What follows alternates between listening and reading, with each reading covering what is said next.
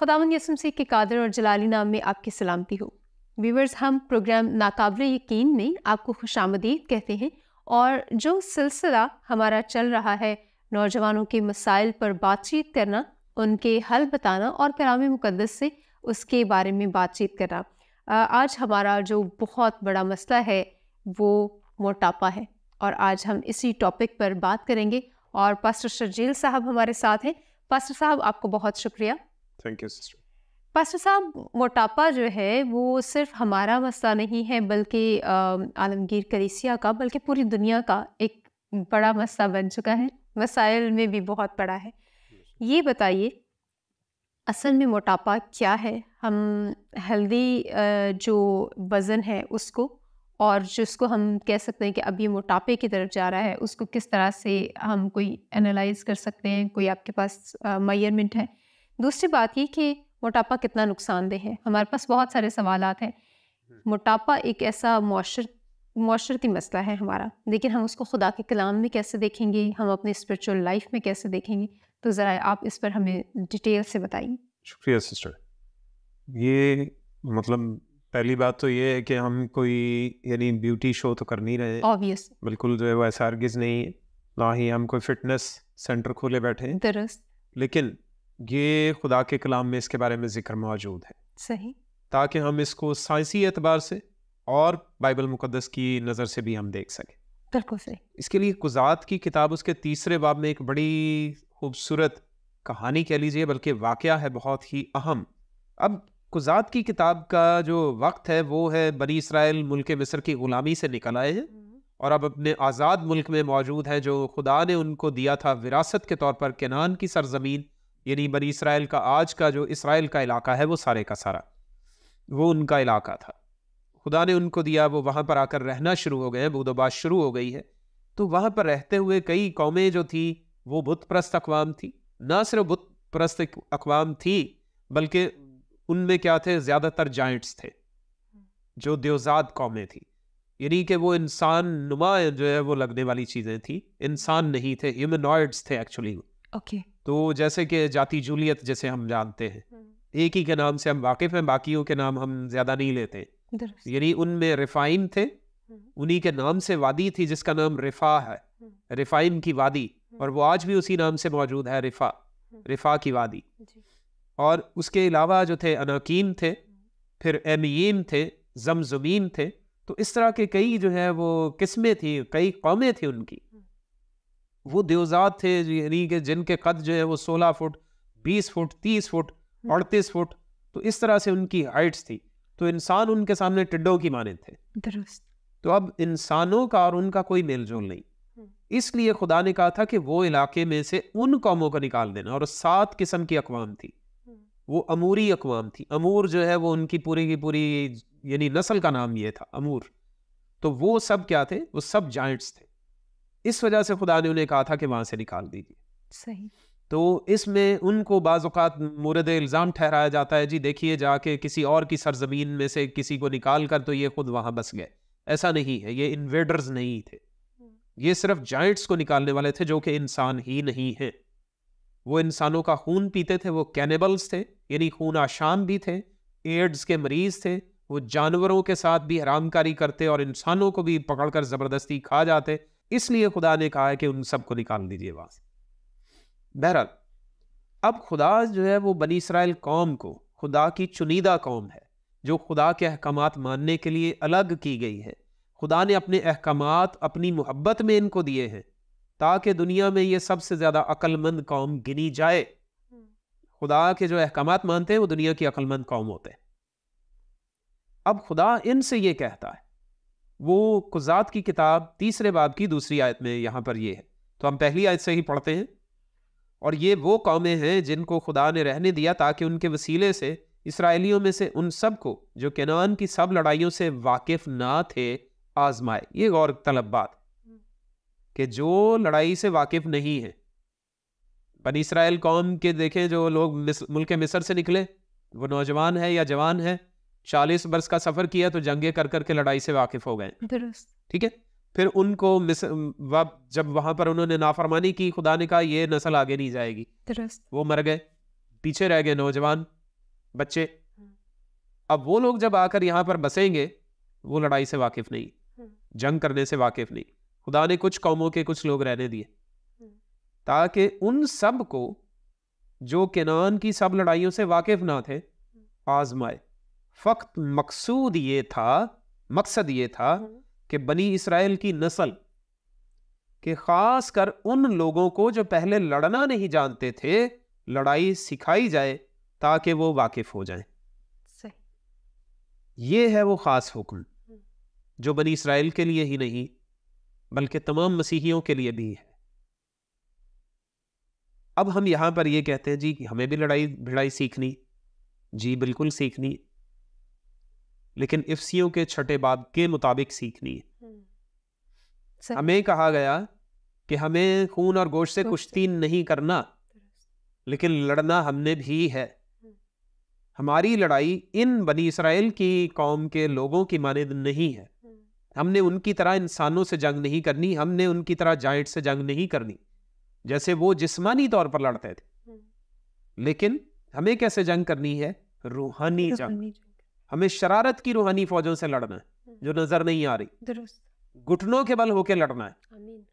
हमें खुदा के हुजूर औंधे मुंह गिर कर रहना है ताकि हम लोग लड़ाई करना सीख लें, शरारत की रूहानी फौजों से जंग करना सीख लें। हमें दुआ करना सीखना है। दुआ करना असल में जंग करना है। खुरूज की किताब में उसके 17वें से 18वें बाब में एक जो बड़ा खूबसूरत वाक़या लिखा है कि अमालिकियों ने इन पर हमला किया। अमालिकियों ने इन पर हमला किया तो खुदा ने मूसा से कहा कि यशवा को भेज फौजियों के साथ, जो नौजवान लोग हैं, जो जंग करने वाले माहिर लोग हैं, वो लेकर उनको जाए और फिर जाकर उनसे जंग करे। अच्छा, वो लेकर चला जाता है, वो अमालिकियों के साथ जंग शुरू कर देता है। तो फिर खुदा से मूसा की बातचीत अलग है।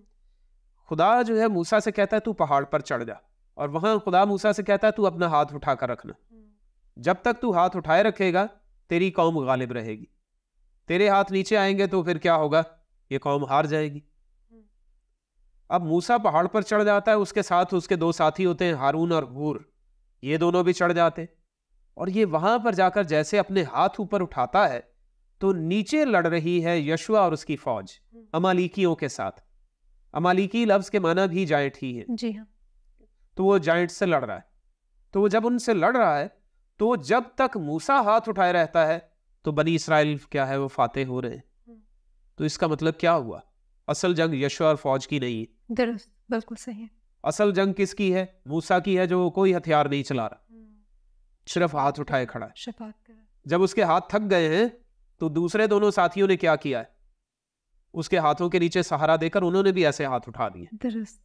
तो जब शफात कुनिंदगान मिल जाते हैं, जब जो है वो बाहमी रिफाकत में इकट्ठे हो जाते हैं, तो नीचे पूरी कौम फातेह ठहरती है। आमीन।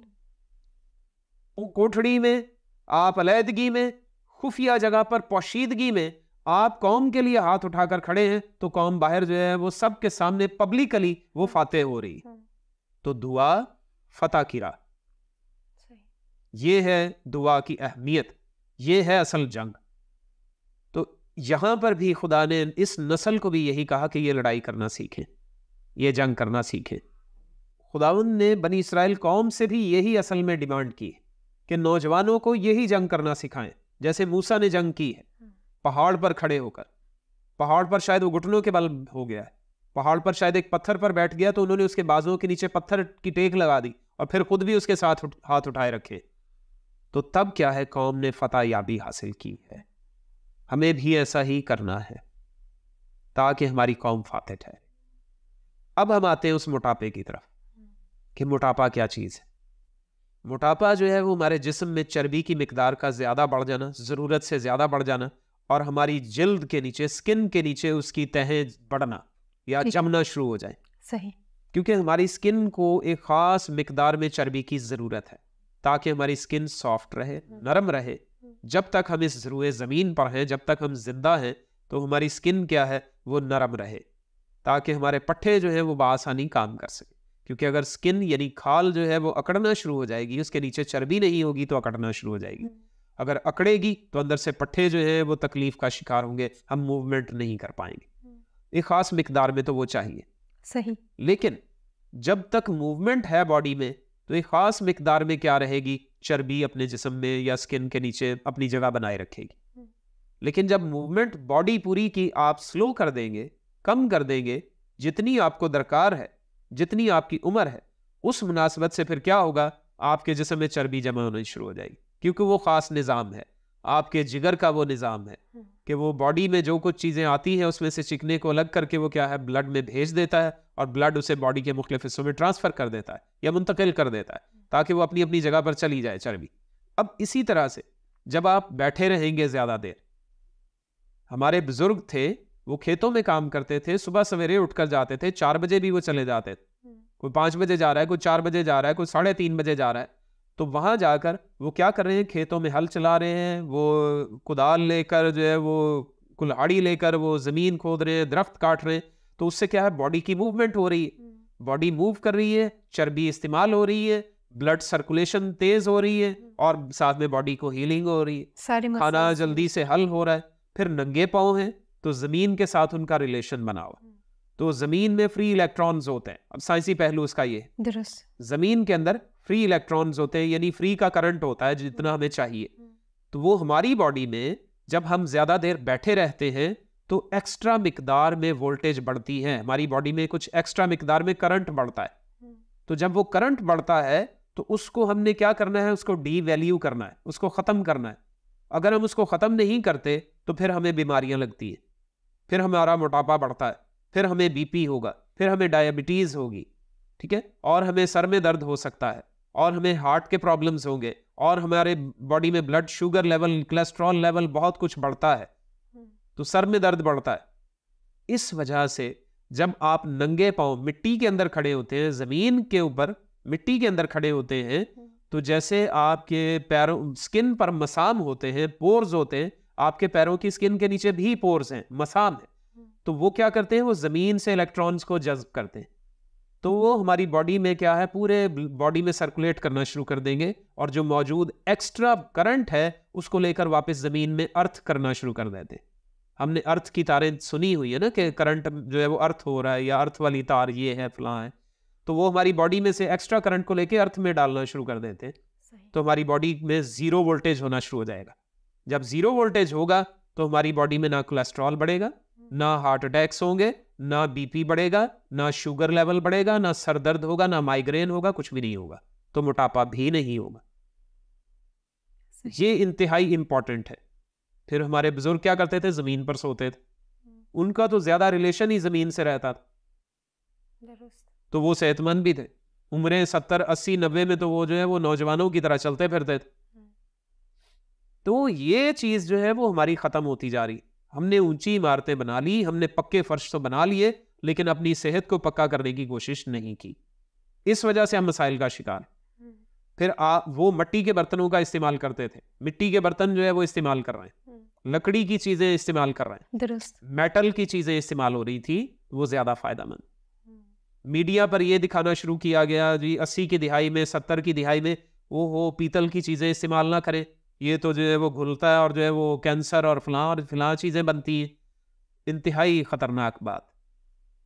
पीतल को आप पानी में डाल के रखें, पीतल को, खालिस कॉपर की बात कर रहा हूँ, उसके जो है वो कोई गिलास, कोई जो है वो चम्मच 2 बड़े जो है वो लेकर मटके में डाल के रखें पानी में, तो आप उसको ज्यादा देर पानी में रखें तो वो पानी के अंदर जो बहुत से इलेक्ट्रॉन्स जो हैं वो कम है, वो उनको पानी में छोड़ देंगे, तो जब वो हमारी बॉडी में जाएंगे तो हमारी बॉडी न्यूट्रलाइज होना शुरू हो जाएगी।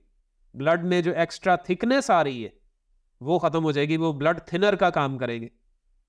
जो आप ब्लड प्रेशर की गोलियां लेके ब्लड थिन करते हैं, या डिस्प्रीन लेते हैं आप ब्लड को थिन करने के लिए, पतला करने के लिए, वो पीतल जो है वो बआसानी कर देगा।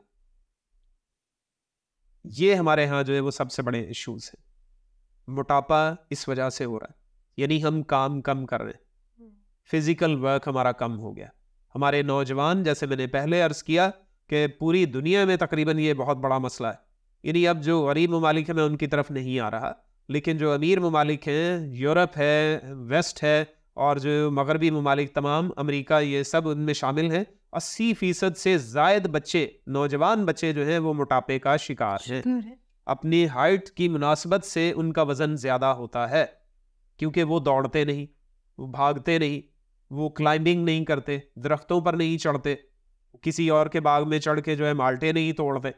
यानी एक मिसाल दे रहा हूँ।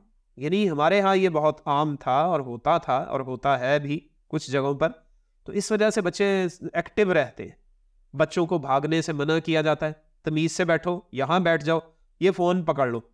फ़ोन पकड़ के तो वो जुड़ जाएगा फ़ोन के साथ। क्यों? क्योंकि हर इंसान के अंदर ये नेचुरल बात है, यानी कुदरती बात ये है, यानी नेचुरल बात। इस वजह से मैं कह रहा हूँ कि खुदा ने हमारी आंखों के जरिए हमारे दिमाग में एक ऐसा सिस्टम रखा है कि हमें हर जैसे ही रंग चेंज होते हैं ना मुख्तलिफ चीज़ों के, तो हमारी तवज्जो उस तरह बनती चली जाएगी। हम उन चीज़ों की क्यूरोसिटी यानी तजस्सुस हमारे अंदर पैदा होता जाएगा कि वहाँ पर क्या हो रहा है। और फ़ोन में तेज़ी से रंग बदलते हैं चीज़ें, बच्चे इस वजह से उसको चिपकते हैं। तो आप स्क्रीन टाइम बच्चों का कम कर दीजिए, तो उनमें मोटापा कम होना शुरू हो जाएगा। उनमें मोटापा कम होना शुरू हो जाएगा। उनको एक्टिव करना शुरू कर दीजिए। उनसे कहिए कि आइए हम सब मिलकर खेलते हैं। मुझे याद है हमारे वालिद साहब जो है वो हमें बाज़ औक़ात जो है वो खुद हमें साथ में लेकर ग्राउंड्स में जाते थे खेलने के लिए, तो हम उनके साथ मिलकर खेलते थे।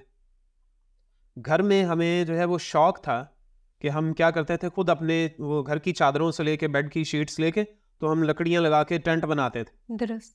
तो हम कमरे में आसानी से टेंट बना के टेंट में चीज़ें रख रख के बैठ के तो जो है वो कर रहे होते थे।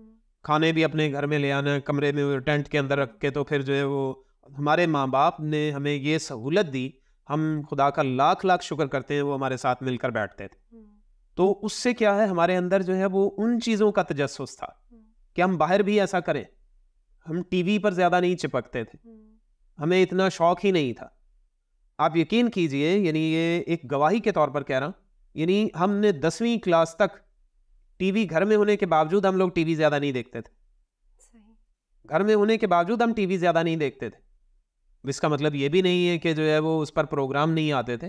प्रोग्राम जो उस वक्त तक आते थे वो ज़रूर आते थे, और वो अच्छे और मयारी प्रोग्राम ही होते थे।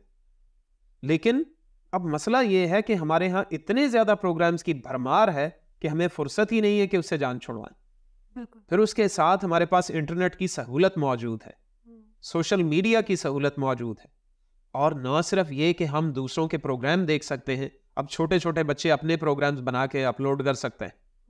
तो जैसे हम किसी एक प्रोग्राम में हम बात कर चुके हैं सोशल मीडिया की जो है वो तबाहकारियों पर, यानी माजरत के साथ मैं ये लफ्ज़ इस्तेमाल कर रहा हूँ, तो वो लफ्ज़ मैं इस वजह से कह रहा हूँ कि यानी हम उसका गलत इस्तेमाल देख रहे हैं, लेकिन हम उस पर कोई रोक टोक या कोई रोकथाम उसकी करने के काबिल नहीं रहे। इंतहाई फ़ायदेमंद चीज़ है, बेपनाह फ़ायदेमंद, लेकिन इसका इस्तेमाल गलत हो रहा है। वो तबाहकारियाँ मैं कह रहा हूँ। और हमारे नौजवानों को सेंस नहीं होती कि हमने इसको इस्तेमाल किस तरह से करना है। इस वजह से इसके कोई एथिक्स नहीं, कोई रूल्स नहीं बताए गए उनको, क्योंकि वो पोशीदगी में बैठ के अपने घर में बैठकर जो है वो आराम से कमरे के अंदर बंद करके वो देख रहे हैं। तो उसका इस्तेमाल कैसे कर रहे हैं, कौन सी वीडियोस देख रहे हैं, कौन सी वीडियोस बना रहे हैं, कौन सी एडिटिंग कर रहे हैं, कौन सी अपलोड कर रहे हैं, ये कुछ हमें पता नहीं होता। बिल्कुल ठीक। ये चीज़ तबाहकारी में शामिल होती है। अगर हम उनको कुछ सिखाएं, हम उनके साथ खड़े हैं, हम उनके साथ हैं, हम उनकी हौसला अफजाई कर रहे हैं कि वो सोशल मीडिया को अपनाएं, लेकिन दुरुस्त तौर पर उसको मुस्बत अंदाज में इस्तेमाल करें, तो उनके लिए फ़ायदेमंद है, क्योंकि उससे उनको इनकम जनरेट होगा, हमारा मुआशरा तरक्की करेगा, हमारी कौम तरक्की करेगी, हमारे घराने तरक्की करेंगे। तो ये करें, लेकिन दुरुस्त तरीके से। तो इस वजह से ये मोटापा पैदा हो रहा है, क्योंकि जब काम नहीं करना, आपने एक जगह पर बैठे रहना है, तो आपकी बॉडी का जो मेटाबॉलिज्म है वो स्लो हो जाता है। यानी खाना हजम होना और हजम होने से लेकर खाने का जिस्म में एनर्जी में तब्दील होना, उन सब की जो प्रोसेसिंग है वो स्लो हो जाती है जब आप बैठे रहेंगे। तो आप 2 घंटे 3 घंटे मुसलसल बैठे हुए हैं, खाने के बाद भी बैठे हैं, खाने से पहले भी बैठे हुए थे, तो 5-6 घंटे आप बैठे हुए हैं दिन में, तो फिर क्या हो रहा है, आपके बॉडी जो है वो स्लो वर्कर हो गई। खून की नालियों में खून की गर्दिश भी स्लो हो जाएगी। तो जब वो स्लो होगी तो आपकी बॉडी जो है वो एक्स्ट्रा चर्बी जो बना रही है, जिसको तेज गर्दिश करता हुआ खून खुद ब खुद क्या है वो अपने अंदर घोल के आगे ले जाता है, वो घोल नहीं पा रहा, वो उसको स्टोर करना शुरू कर देगा, वो उसके ऊपर तैरना शुरू हो जाएगी, जिसको बैड कोलेस्ट्रॉल कहा जाता है। दुरुस्त। ठीक है, उसको लो डेंसिटी लिपोप्रोटीन्स कहा जाता है, LDL कहा जाता है। तो वो ऊपर तैरना शुरू हो जाता है खून की क्या है, खून की गर्दिश के दौरान खून के ऊपर, और वो खून की नसों या नालियों के अंदर जमना शुरू हो जाता है ऊपर वाले हिस्से से, फिर वहां से जो है पूरी नाली में वो जमता है। और अगर जो भारी कोलेस्ट्रॉल हो, जब आप तेजी से जो है वो काम कर रहे हैं या आप वर्जिश कर रहे हैं, आप लाजमी हरकत तेज कर रहे हैं, तो क्या होगा, खून तेजी से गर्दिश कर रहा है, तो वो उसको जब अपने साथ क्या है वो रोटेट करता है, सर्कुलेट करेगा, तो वो उसको खुद ब खुद क्या है वो हाई डेंसिटी लिपोप्रोटीन में कन्वर्ट कर देता है, HDL में, LDL को HDL में कन्वर्ट कर देगा, यानी वो अच्छे कोलेस्ट्रॉल में बदल देगा। वो नीचे बैठेगा खून के अंदर, तो खून खुद ब खुद उसको बहा के ले जाएगा। सही। तो आसान हो जाएगा, कोई मुश्किल काम नहीं करना हमें इसके लिए। ठीक है। तो इस वजह से खुदा ने हमें यहाँ पर ये कुज़ात की किताब में कहा है कि अपनी नस्ल को जंग करना सिखाएं, लड़ना सिखाएं। आप अपने बच्चों को, घर पर ख़वातीन को, शौहरों को, मर्दों को, बेटों बेटियों को घर में खामोशी से वर्जिश करवाएं। कहीं बाहर जाने की ज़रूरत नहीं है, ये कोई बीमारी या कोई बुरा काम नहीं है। वर्जिश करना, हमारे बुजुर्ग जो थे वर्जिश करते थे, वो पहलवानी भी करते थे और बहुत से लोग करते थे। तो घर में ख़वातीन जो है वो बहुत सा वजनी काम करती थी, वो भारी चक्की पीसती थी, तो वर्जिश नहीं तो और क्या है। जब आप बेलन पर रोटी जो है वो क्या है उसको पेड़े को गूंथते हैं या उसको जो है वो रोटी की शक्ल देते हैं, तो आप बाजुओं की मूवमेंट कर रहे हैं, आप वर्जिश नहीं कर रहे, वर्जिश ही तो कर रहे हैं। जब आप हाथों से आटा गूंद रही हैं तो वो क्या हो रहा है, वो कलाइयों की और फोर आर्म्स की वर्जिश ही तो हो रही है, कंधों की वर्जिश ही तो हो रही है। तो जब आप रोटी को ऐसे जो है वो पलटती हैं, तो ये क्या है, आपके पूरे पट्ठों की जो है वर्जिश हो रही है। हर काम में वर्जिश तो मौजूद है। बिल्कुल सही। हम इसको इस तरह से भी देखें सही। कि हम सिर्फ यही नहीं कि रोटियां पकाने और खाने की हद तक ही रहें, बल्कि हम क्या है वर्जिश करें, थोड़ी करें। हमें कोई जो है वो जिम में नहीं जाना, हमें जाके टीवी पर भी इश्तिहार नहीं देना, ना ही बनना है। दुरुस्त। ठीक है, बिल्कुल सही। हमें कोई मॉडलिंग नहीं करनी, हमें कोई वीडियोस भी नहीं बनानी अपनी कि हम वर्जिश कर रहे हैं और हम अपनी वीडियोस अपलोड कर रहे हैं, ऐसा कुछ भी नहीं। खामोशी से कीजिए, बगैर किसी को बताए कीजिए। हर किसी को किसी के घर में क्या हो रहा है क्या पता है, दुरुस्त। खामोशी से कीजिए और अपने आप को सेहतमंद रखिए। और सबसे बढ़कर आप खुदा के हुजूर घुटनों के बल हो जाइए, क्योंकि मोटापा एक बीमारी है, मोटापा एक बीमारी है। तो बीमारी को झिड़किए खुदा के नाम से, यस्सु के नाम में इसको डांटिए कि ये आपके बदन को छोड़ दे। ये खुदा की तरफ से मोटापा नहीं है। आदम और हव्वा को खुदा ने मोटा बनाया था क्या? नहीं, कहीं नहीं लिखा हुआ। दुरुस्त। तो वो उसको कहा था कि तू जो है वो जमीन में हल चलाएगा, यानी और ऊपर से काम मिल गया था। तो अपने मुंह की पसीने की रोटी खाएगा और जमीन तेरे लिए ऊँट कटारे उगाएगी। तो इस वजह से ये जरूरी था कि वो सख्त मेहनत करे। तो हमारी अम्मा हवा भी उनके साथ मददगार थी, सही, वो भी यही काम करती थी। इसलिए हमें इस चीज को समझना है। सही। और कुज़ात की किताब में ये सिर्फ आयत यही नहीं है, इसके बाद एक मोटे बादशाह का वाकया है, अजलून उसका नाम था, सही, जो मुआब की सरजमीन में था। तो मुआब की सरजमीन जो थी वो बुत प्रस्तों की सरजमीन है, ये बुत प्रस्त लोग थे। इन लोगों को बनी इसराइल से नफरत थी।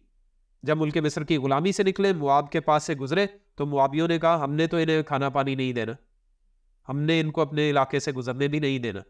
तो उन्होंने जंग की थी बनी इसराइल कौम के साथ, और खुदा ने बनी इसराइल को मना किया था कि उनसे जंग ना करो, क्योंकि वो भी तुम्हारे दूर के रिश्तेदार लगते। खामोशी से गुजर गए, लेकिन वो लोग अपने दिल में नफरत रखते थे। बाद में भी उन्होंने इस कुज़ात के जमाने में लिखा कि 18 साल तक अजलून बादशाह ने बनी इसराइल पर क्या किया, कब्जा जमाए रखा और इन पर हुकूमत की और इनको सताया। ये कुज़ात की किताब तीसरे बाब में आप पढ़ेंगे अगर 12वीं आयत से, तो वहां से आपको ये सारे वाकयात मिल जाएंगे। सही। तो फिर खुदा के हुजूर बनी इसराइल ने चिल्ला कर गिड़गिड़ा कर इल्तिजा की कि खुदा हमें इसके हाथ से छुड़ा। तो खुदा ने एक बिन्यामीनी शख्स था, जीरा उसका नाम है, उसके बेटे अहूद को खुदा ने खड़ा कर दिया। उसने दिलेरी की, तो वो बादशाह से मिलने के लिए गया। और बादशाह अजलून के बारे में खुसूसी तौर पर लिखा है कि बहुत मोटा आदमी था, इतना मोटा था कि वो अपने तख्त में भी फंसा हुआ रहता था। तो तख्त जो कुर्सी होती है वो नॉर्मल कुर्सी से बड़े साइज की होती है, तो वो तख्त में भी फंसा हुआ रहता था। तो वो इस तरह से अंदर कमरे में उसके साथ, जी हम उसे हदिया नजराना पेश करने गए, तो वो उसको पेश करने जाते हैं और वहां पर एहूद जो है वो क्या करता है, अपने बाएं हाथ से तलवार निकाल के उसके पेट में घुसा देता है। और लिखा है कि वो तलवार दस्ते तक उसके अंदर धंस गई, और उसकी चर्बी उसके ऊपर लिपट गई। तो चर्बी जो है वो स्किन के नीचे होती है, हमें वहां पर ही बता दिया गया था। तो वो उस पर लिपट गई और उसके बाद वो मर गया। तो यानी मोटापा जो है वो बीमारी है, मोटापा हलाकत का बायस भी बनता है। दुरुस्त। क्योंकि हमारा जहन ही सिर्फ काम कर रहा है, हमारी बॉडी काम नहीं कर रही। हम बाहर की चीजों से फैज़याब नहीं हो रहे। बाहर बदलते हुए जब हम चलते फिरते हैं तो रंग बदलते हैं। हम उनको देखकर हम क्या है अपने जहन में अपनी तस्वीर को चेंज नहीं कर पा रहे। हम सिर्फ घर में बैठे एक ही तस्वीर को तके चले जा रहे हैं। इस वजह से हमारे जहन पर क्या है वो जमूदियत आना शुरू हो जाएगी। तो जमूदियत जो है वो कड़वाहट का बायस बनती, हम जामिद हो जाएंगे। हम एक जगह पर क्या है वो यानी स्टेगनेंट पूल की माने जो है वो जो खड़ा हुआ पानी वो जौड़ बन जाता है, तो वो स्टेगनेंट पूल बन जाता है, यानी गदला पानी, गंदा गलीज पानी बन जाता है। वैसी हमारी हालत जिस्म के अंदर से होना शुरू हो जाती है। तो मोटापे से बचने के लिए हमें सोचना है, और खुदा के कलाम में हमें रहनुमाई में बताया गया कि हमें जंग करना सीखना है, रूहानी जंग करना सीखना है। तो नौजवानों से मेरी अपील है कि वो लोग वो खुदा के हुजूर दुआ में झुकना सीखें। और स्मार्ट होकर स्मार्ट नजर आने की बात नहीं है, अपने आप को फिट रखने के लिए सोचे। आपने आगे चल के कलीसिया बनना है, आपने ही आगे चल के रहनुमा बनना है, आपने ही आगे चलकर कलीसिया चलानी है, पूरी कौम की रहनुमाई करनी है। तो अगर आप सेहतमंद नहीं रहेंगे अभी से, तो आगे चलकर आपका क्या हाल होगा। तो खुदावंद आप सबको इस मोटापे से बचाए और इस तरीके से जंग करना सीखिए जैसे खुदा चाहता है, यानी रूहानी जंग इफ्सियों 6 बाब के मुताबिक, कि हमें खून और गोश्त से लड़ाई नहीं करना, बल्कि हमें शरारत की रूहानी फौजों से जंग करनी है। यानी हमें दुआ करना है। दुआ ज्यादा से ज्यादा कीजिए। खुदावंद आप सबको बहुत बरकत दे, आमीन। बहुत शुक्रिया पास्टर साहब, थैंक यू। बहुत ही बड़ा मसला, और उसके बारे में आपने बहुत डिटेल से मेडिकली भी सारी चीज़ें बताई, और खुदा के कलाम में से भी आपने हमें बताया। और बड़ी बात है कि हमारा जो जिस्म है वो खुदा का मक़दस है, और हमें रूहानी तौर पर और जिस्मानी तौर पर हर तरह से इसका ख्याल रखना है। और कलाम खुदा में भी लिखा हुआ है कि ज़्यादा खाना बीमारियों का सबब बनता है। और आपका बहुत शुक्रिया, हमने आज इस टॉपिक पर बड़े वसी पैमाने पर सीखा। Thank you so much. Viewers, उम्मीद है आज का प्रोग्राम भी आपके लिए बहुत मुफीद रहा होगा, और आपने मोटापे से मुताल्लिक और उसके बारे में और उसके इलाज के बारे में बहुत कुछ सीखा होगा। जिस तरह से हम जानते हैं कि हमें अपने बदन का भी ख्याल रखना है और अपनी रूह का भी ख्याल रखना है, और हम पास्टर साहब के जिस तरह उन्होंने बताया मुस्तैद रहेंगे ताकि हम खुदा के हजूर झुकें और लोगों के लिए शफात कर सकें। अपना ख्याल रखिएगा, देखते रहिए प्रोग्राम नाकाबिल यकीन।